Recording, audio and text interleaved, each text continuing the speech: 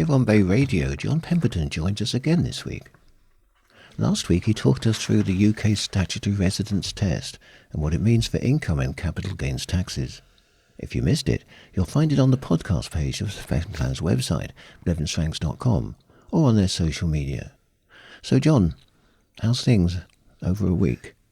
Yeah, good, thank you. Very busy, but very good. And finally the weather seems to have changed for the good, which is pleasing. Yes, that's true. That's very true. So today we move on to look at the UK's much newer residence system, long-term residence status, and how it differs from the Statutory Residence Test, and why it's so important for British expatriates. So Jon, when did the UK introduce its long-term resident regime, and why? Well, this is arguably the biggest shake-up to UK wealth taxes in decades. On the 6th of April 2025, the UK officially scrapped the old domicile system for tax purposes and replaced it with this new long-term residence regime. Why the change? Well, the old system was frankly a bit of a relic. It was based on domicile, a vague legal concept often linked to where your father was born or where you intended to die. It meant your UK tax liability could follow you around the globe for decades. It was also controversial because it allowed some wealthy foreign nationals in the UK to avoid tax on offshore income. By moving to a residence-based system, the government has made the rules much more objective. It's now about where you actually live, not just where your roots are. Can you summarise the different purposes the Statutory Residence Test and long-term residence status serve? Yeah, people often get these two confused, but they're essentially doing two different jobs. So if you think of it like this, the Statutory Residence Test is your annual checkup. It's applied year by year to decide if you're a resident right now. That result tells you if you owe income tax or capital gains tax for that specific year. Now, long-term residence is your history lesson, effectively.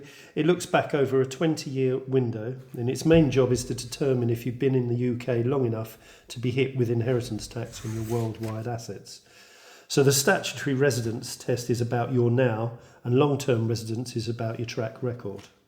How does long-term residence work? What are the key points our listeners need to know? Well, for anyone listening with assets in both the UK and Spain, this is the game changer section. The magic number is 10. Under the new rules, you are a long-term resident if you've been a UK tax resident for at least 10 of the previous 20 years. Here are the 4 things you need to remember. Number 1, worldwide scope. If you hit that 10-year mark, the UK can tax your worldwide estate on death, not just your UK property. And the tail, number 2, this is crucial. If you leave the UK after being a resident for a long time, you don't lose that long-term resident status immediately. You can remain on the hook, so to speak, for UK inheritance tax for up to 10 years after moving to Spain, depending on how long you lived in the UK. Thirdly, the 10-year reset. So on the flip side, once you've been a non-resident for 10 full years, the UK's grip finally loosens, and at that point only your actual UK assets are liable for tax. And fourth situation is about new arrivals. So if you're moving to the UK, you get a honeymoon period. For the first 4 years you can potentially bring in foreign income and gains tax-free, provided you haven't been a resident recently. So how does being a non-long-term resident in the UK benefit British expatriates here in Spain? Well, the biggest benefit is certainty, I suppose. Under the old domicile rules, many expats in Spain lived in a grey area, never quite sure if the HMRC would claim that they were still UK domiciled. Now, the clock is quite clear. If you've been out for 10 years, you know exactly where you stand. It makes estate planning so much easier. Once you're no longer a long-term resident, you can focus your tax planning on your Spanish obligations and your remaining UK assets. But a quick word of warning, the landscape is still shifting. For example, starting in April 2027, UK pension funds, which used to be a great tax shelter, will be brought into the inheritance tax net.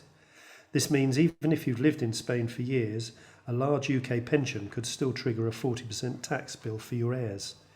it's more important than ever to look at your UK footprint and see if you need to restructure those assets before those 2027 changes kick in.